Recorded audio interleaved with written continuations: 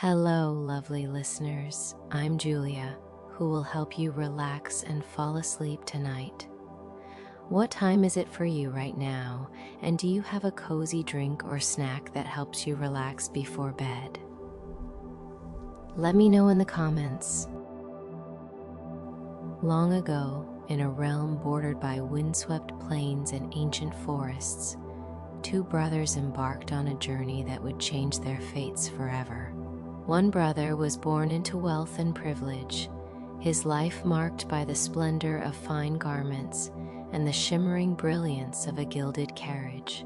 His name was Aurelius, and he rode a proud stallion that exuded nobility with every powerful stride. The other brother, though of the same blood, was born into hardship and humility. His given name was Lucian, and he depended on neither fortune nor splendor, but on the simplicity of his labor and the modest mare he tended. Their differences, set forth by destiny, were as stark as the contrast between the vibrant sunrise and the quiet twilight. Yet, bound by blood and a shared purpose, they journeyed together, seeking fortune in lands far and wide. In the initial days of their journey, the brothers traversed endless stretches of emerald meadows and rugged hillsides. The air was filled with the fragrance of blooming wildflowers and the songs of distant birds, melodies that seemed to whisper promises of hope and renewal. Lucian's humble mare, whom he lovingly named Serenity, was a creature of quiet grace. Though not as imposing as the mighty stallion of Aurelius, Serenity possessed a gentle spirit that harmonized with the rhythm of the earth. The contrast between the noble stallion and the unassuming mare seemed a natural reflection of their riders. One, a person of esteemed lineage and pride, the other a man of humble origins yet rich in compassion and resilience. As the brothers continued their travel through winding roads and bustling villages, whispers of their contrasting circumstances traveled ahead of them. In every market square and every shadowed alley, tales were told of Aurelius's lavish pursuits and Lucian's stoic endurance amidst poverty's grip. Although the men wore their fates like contrasting garments, neither could sever the bond of fraternity that had been woven through years of shared hardship and joy. They exchanged murmurs of understanding and laughter around modest campfires, finding solace and strength in their shared memories and dreams. Even when the days grew long and the nights carried cold breezes, the two brothers remained inseparable companions on their arduous path. Their journey, much like the intricate weave of a tapestry, was rich with colors, both bright and somber, reflecting the myriad of experiences life offered them. It was during one particularly starry night, when the celestial dome above ignited with brilliant constellations, that a peculiar incident began to unfold. As the brothers camped beside a gently flowing river, a mysterious sound disturbed their peaceful slumber. Lucian was roused by the soft murmur of an unusual stir near Serenity. Stepping out into the crisp night, he discovered that his faithful mare was exhibiting signs of both agitation and joy. In the quiet solitude of that midnight hour, under a silvery moon, Serenity gave birth to a tiny foal. The miracle was a quiet testament to life's persistence, even in the harshest of conditions. Yet, fate's cunning twist was not yet finished. The newborn foal, beaming with innocent energy, wandered into the vicinity of Aurelius's lavishly decorated cart, inadvertently finding shelter beneath its opulent frame. When morning broke, the scene that unfolded became a source of contention. Aurelius, seeing the foal beneath his cart, arrogantly claimed that it was the cart itself that had magically produced the creature. Lucian, however, knew well that the miracle came from the loving warmth of Serenity. This dispute, trivial as it may seem, was destined to capture the attention of those in power, setting into motion a series of events that would challenge the very notions of truth and pride. As the sun ascended in a blaze of gold and crimson, the brothers prepared to part ways, with the night's miraculous events lingering in their hearts. The foal, a symbol of new beginnings, continued to be a silent witness to the unspoken truths of their existence. Lucien, with eyes full of tenderness and quiet resolve, tended to his mare and the newborn, while Aurelius busied himself with discussions about honor and fortune. The quiet morning air was soon filled with the sound of arguments mingled with the clatter of cartwheels and the rustling of leaves. The dispute over the foal became a metaphor for all the unseen forces that governed their lives. For a moment, it seemed as if destiny itself was teasing them, presenting a puzzle whose pieces were scattered among the winds of fate. The stage was now set for matters far grander than a simple dispute over a newborn foal, a stage upon which reputations and wisdom would be tested. Thus, with hearts burdened by pride and tenderness alike, the brothers set forth, unaware of the trials ahead. News of the unusual birth and ensuing dispute spread quickly through bustling market towns and the whispered corridors of local taverns. People from far and wide marveled at the incident, speculating wildly on the magical properties of the cart and the miraculous aptitude of the mare. Among these murmurs, the imperial court took notice. Curious officials and scholars, enchanted by the blend of myth and reality, began piecing together the tapestry of events that had unfolded on that fateful night. Soon, the matter reached the ears of the emperor, a wise and enigmatic ruler known for his keen sense of justice and insatiable curiosity about the mysteries of nature and human virtue. The emperor, whose reign was marked by deliberation and profound insights, saw in this dispute not mere trivial squabbling, but a challenge that might reveal deeper truths about the world and its inhabitants.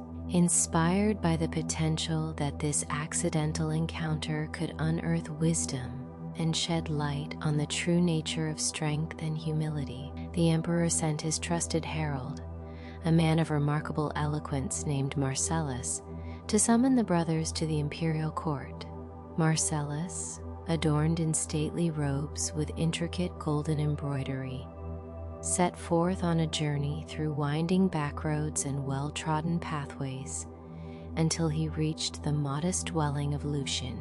Upon arriving, Marcellus recounted the order in a voice that combined both authority and compassion. "Good Lucian," he began, "the emperor requires your presence at the palace, for a matter of great import is at hand. Bring with you your companion, for all who are involved in this miraculous dispute are called upon to offer their insight. Fate, it seems, has woven your destinies with threads of challenge and revelation." Lucian, though humble in his manners, felt a surge of both trepidation and hope. Understanding that destiny had presented him with an opportunity to prove the worth of his simple yet truthful life, he resolved to accompany the herald without delay. With deliberate care, Lucian prepared for the journey, securing his mare and the newborn foal, whose innocence seemed to shine against the backdrop of uncertainty. Around the modest table in his modest dwelling, Lucian packed a small bundle of provisions, his few treasured belongings, and his unwavering faith in the power of honesty and natural virtue. Not long after the departure of the herald, Aurelius received a similar summons, though in his opulent quarters the news seemed almost an expected diversion from his life of luxury. The rich brother, always quick to defend both his honor and the extravagant claims concerning his magnificent cart, smirked indignantly at the idea that his stoic dispute was worthy of the emperor's attention. In his grand study lined with polished mahogany and adorned with the finest silks, Aurelius conferred with his godmother, a lady of exquisite taste and subtle cunning, known as Lady Marissa. With a knowing smile that concealed an array of secrets, she provided him with responses that she claimed were whispered unto her by divine providence. "And my dear Aurelius," she murmured gracefully, "if the emperor questions you, answer that the swiftest thing in this world is my dear husband's bay mare, whose hooves beat the earth as though it were a spirited dance. Declare that the fattest entity is none other than the plump pig we have been fattening for the grand feast, a creature whose abundance reflects the bounty of our table. Portray the softest essence as being the fine eiderdown from the noblest of geese, and finally proclaim that nothing is lovelier than my darling baby nephew, whose laughter is the sweetest melody of all." Word of these declarations reached the poor brothers slowly, carried on the whispers of travelers and the sagas of humble folk. Lucian's heart sank as he listened to the absurdity of the privileged narrative.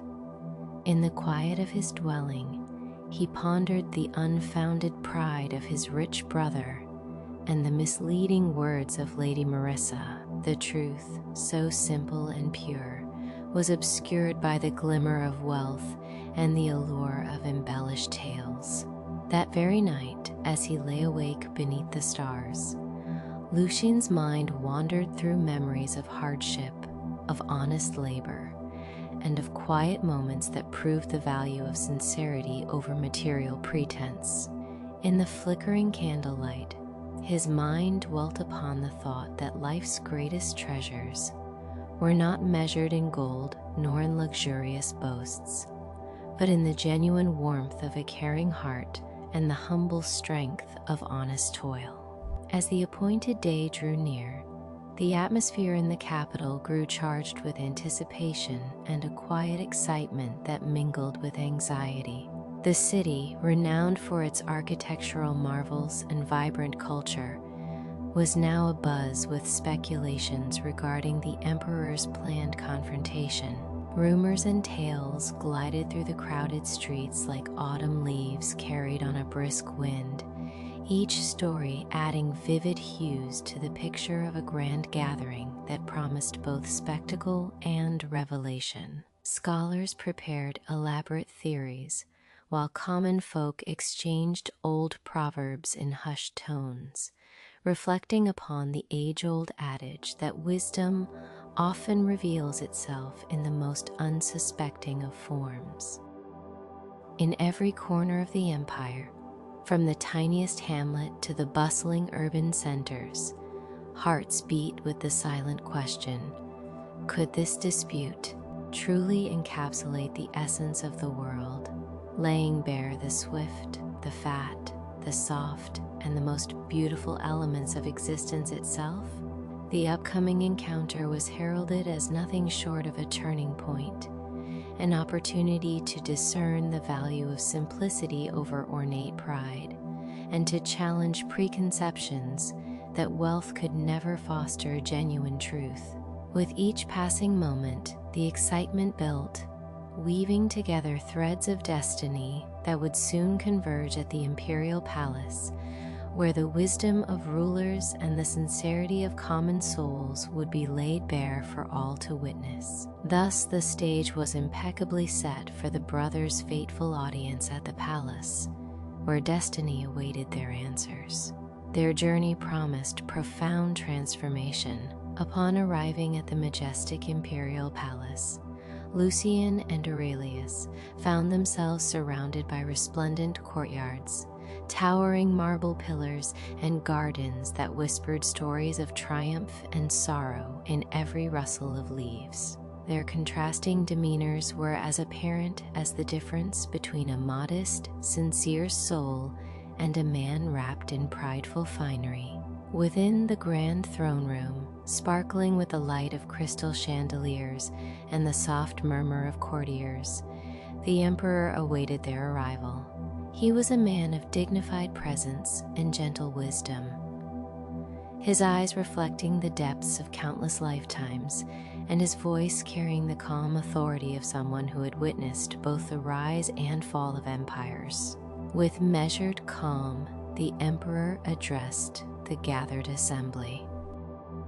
"And I have heard much about the dispute that has arisen between you two, concerning the marvel of birth and the essence of nature," he spoke, his tone imbued with both gentle challenge and warm curiosity. "Today, I propose that you each answer a series of riddles that seek to define the world in its most elemental form. Tell me, what is the swiftest, the fattest, the softest, and the loveliest thing in existence? Be warned, for your answers shall not only reflect your perceptions of the world, but also reveal the purity of your hearts." His voice echoed through the hall, stirring the minds of all who listened. Every scholar and poet in attendance leaned forward in anticipation, as if the very words of the emperor held the key to mystical secrets long hidden from mortal eyes. Faced with the emperor's challenge, both brothers prepared to offer their answers, each in their own distinctive manner. Aurelius, with the grandeur befitting his lineage, stepped forward confidently. Consulting with those around him and recalling the words of his godmother, he proclaimed, "In swiftest is the bay mare of my godmother's husband, for she gallops with a fervor that mirrors the pulse of time itself. The fattest is represented by the plump pig that we have been nurturing for our feasts, a testament to the richness of our abundance.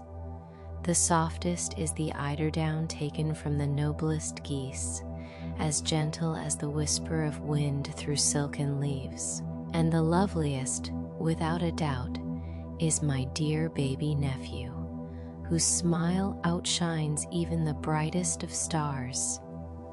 His voice was filled with pride and self-assurance, immediately drawing murmurs of approval from those who favored ostentation over simplicity. Lucian, whose heart was anchored in the virtues of honesty and the gentle cadence of a simple life, approached the emperor's challenge with a contrasting demeanor. Waiting for his turn in the subtle hush that followed his brother's flamboyant declaration, he slowly rose and addressed the court.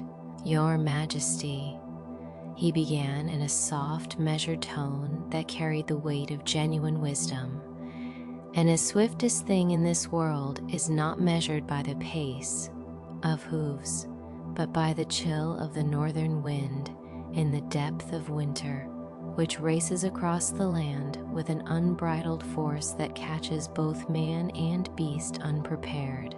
The fattest is not the merry plumpness found in feasts or in the abundance of riches, but rather the fertile soil in our fields, a dark, embracing blanket that nourishes every seed and sustains life through each cycle of the seasons. The softest is not the plush caress of finely spun fabrics or the delicate down of any bird, but the gentle touch of a child's hand, which, with its innocent caress, soothes the weary spirit. And the loveliest, the most precious of all, is honesty, a pure light that illuminates the soul and binds us together in our shared humanity." After both declarations had been made, a profound silence fell over the court.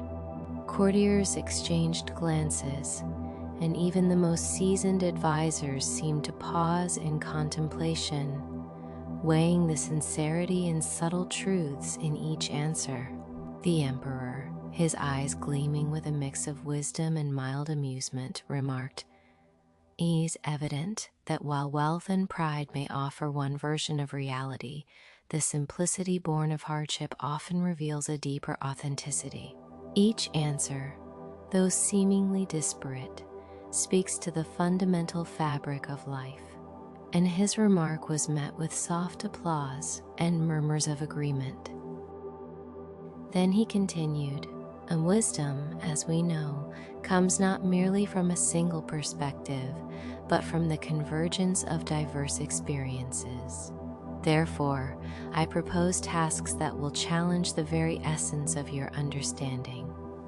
His words carried the promise of further trials, the likes of which none in the assembled court had ever witnessed.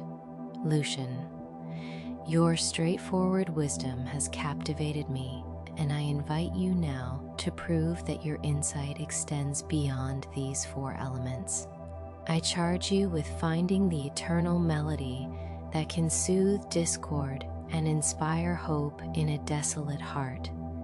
Seek the hidden song that binds the laughter of children with the silent whispers of the aged. Show us, through deeds or further words, the nature of this mystical music. Lucian bowed his head respectfully, his expression one of thoughtful determination. In that moment, the atmosphere seemed to shift, as if the very air had become infused with a promise of transformation, a promise that resonated in the quiet spaces between spoken words.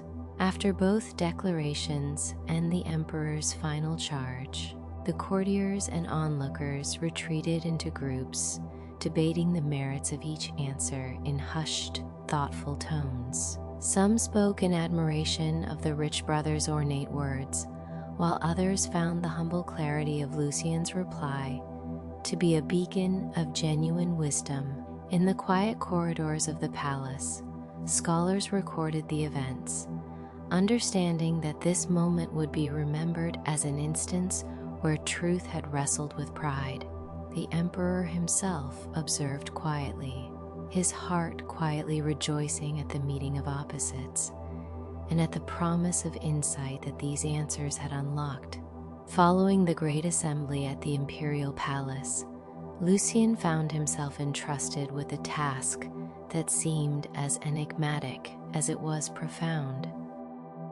The emperor's charge to seek out the eternal melody echoed in his mind long after the audience had ended.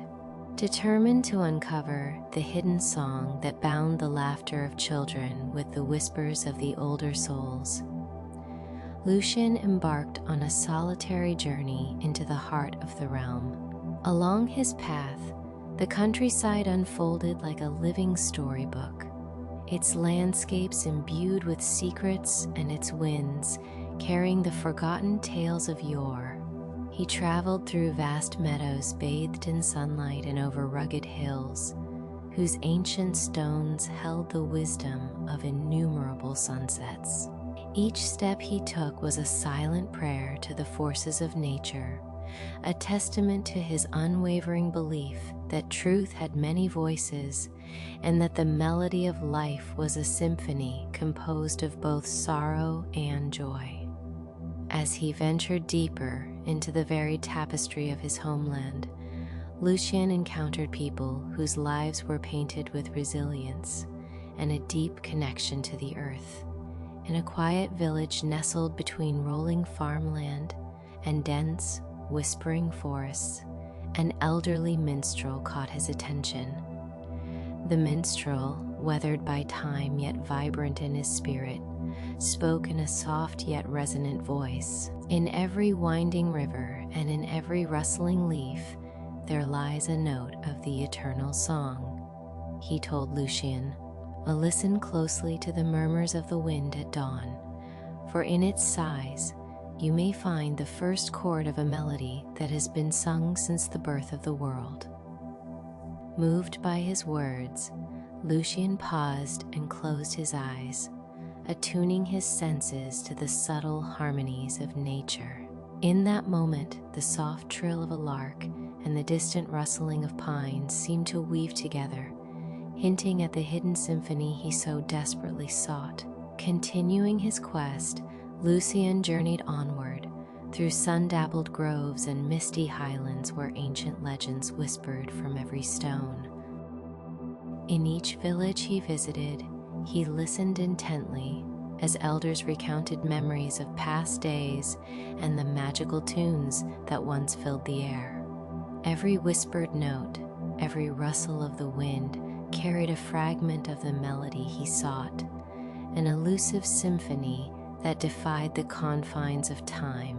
He noted that while some found beauty in the grandeur of orchestrated music, the true eternal melody was woven through the natural chorus of life. The rushing of streams over smooth stones, the gentle hum of the earth beneath twilight, and the resonant call of distant birds. In these subtle sounds lay the heartbeat of nature, an eternal rhythm that spoke of renewal and perpetual hope. As twilight fell one cool evening, Lucien arrived in a small hamlet that basked in the gentle glow of lantern light and the soft murmur of the night. There, he met a young woman whose voice was as tender as the ascending mist. She sang a brief, haunting tune that seemed to capture the essence of every whispered secret of the land. "On this melody," she said softly, "so you may find the echo of our dreams and the soft heartbeat of life itself. It is not found in ornate halls or in the glitter of wealth, but in the quiet, shared moments that humble us all." Her words were simple, yet each syllable resonated with profound truth. Lucien listened, his heart alight with a new hope, as if the song had opened a door to the deeper layers of his own soul. In the solitude of his continued travels, Lucien reflected deeply on all he had encountered, every whisper of the wind, every murmur of the earth, and every note from a kind voice, intertwined to form a mosaic of truth and beauty. He began to write his own verses, capturing fleeting moments of nature's symphony on scraps of worn parchment.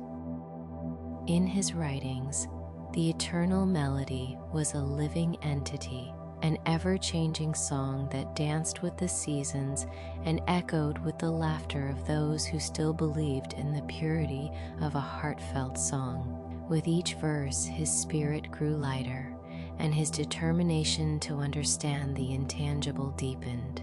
Though the path was fraught with challenges and loneliness, Lucien embraced them as necessary cadences in the greater composition of his destiny, trusting that in time, the fragments of the eternal melody would coalesce into a harmonious whole. At last, as the first light of dawn crept over the horizon, Lucien felt a stirring within him, a gentle, persistent rhythm that echoed the eternal song.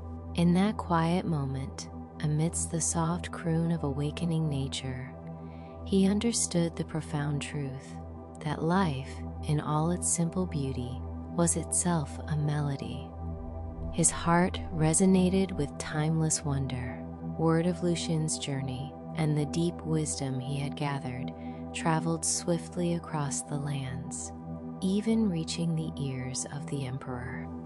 In the following weeks, as nature bloomed and the seasons prepared for their inevitable change, the imperial court buzzed with anticipation to hear of the results of Lucien's quest. The once disputed episode had grown into a grand saga, transcending the trivial concerns of lineage and wealth to reveal the timeless values of honesty, resilience, and the beauty of a simple heart. Many who had once been enchanted by the extravagant words and ostentatious claims of the rich brother began to see the light in Lucien's humble declarations. They marveled at the idea that the swiftness of the northern wind, the fertile abundance of the soil, the tender embrace of a child's caress, and the luminous purity of honesty could indeed define the fundamental qualities of existence. In the grand ceremony that convened at the palace courtyard, the emperor, having considered both brothers' declarations and the profound journey undertaken by Lucien, prepared to deliver his verdict. The courtyard was alive with hushed anticipation as dignitaries, poets, scholars, and citizens gathered to witness history in the making. The emperor, seated upon his ancient throne of carved stone and draped in regal silks, spoke with a voice that resonated across the assembled multitude.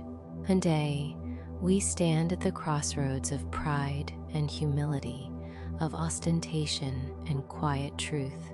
Let it be known that wisdom is not found in the splendor of riches, nor in the extravagant display of our heritage, but in the pure, unadorned voice of sincerity and the gentle strength of an honest heart.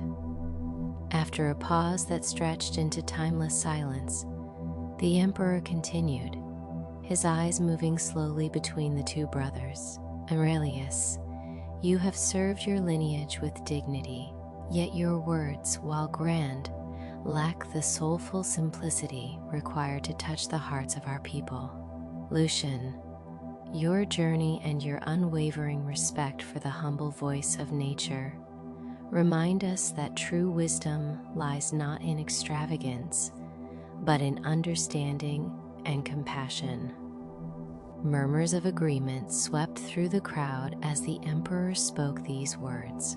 Let this be a lesson to all, that the purity of a heart not burdened by pride is the truest measure of our worth, and that even in the humblest of origins, greatness may be found. In the days that followed, Aurelius and Lucian found themselves engaged not in further conflict, but in a silent reconciliation that resonated with the nobility of their shared origins. The dispute that once threatened to divide them had now become a catalyst for introspection and growth. The rich brother, recognizing the limitations of ostentation, began to see the value in the simple wisdom that his brother embodied. Though his heart was still guided by the traditions of his forefathers, he started to seek out the humble beauty that lay in the everyday, the transformative power of a kind act or a quietly spoken word of truth. As spring turned to summer and the land basked in the golden hues of a bountiful harvest, a celebration was held in honor of the newfound unity and wisdom that had emerged from the discord. In the grand festival at the palace, music filled the air, not the orchestrated strains of lavish instruments, but the organic chorus of nature's own creation, the rustle of leaves, the chorus of birds, and the soft murmur of streams. Stories were told of the great journey, of a humble heart that discovered the eternal melody, and of a rich soul that learned the value of sincerity. The festivities united people from all walks of life, and for one radiant day, the empire rejoiced in the simple, unadorned truth that bound them together. In the wake of the festival, the emperor decreed that henceforth, the values of honesty, natural simplicity, and the pursuit of genuine wisdom should be celebrated and taught throughout the realm. Statues and murals were commissioned not only to honor the mighty and the rich, but also to immortalize the humble, whose everyday acts of kindness and love enriched the fabric of society. In lessons taught to young and old alike, the story of the two brothers and the birth of a miraculous foal was recounted, and the wise words of Lucian's journey were cherished as a guiding light for future generations. This rich tapestry of lessons, woven from the threads of pride, humility, conflict, and reconciliation, served as a constant reminder that true power and beauty emanate from the heart. At long last, the tale of the two brothers and their divergent paths was etched into the collective memory of the empire. While the dispute over a foal born on one fateful night initially threatened to expose the depths of vanity and contention, it ultimately gave rise to a legacy of introspection, unity, and the celebration of genuine virtue.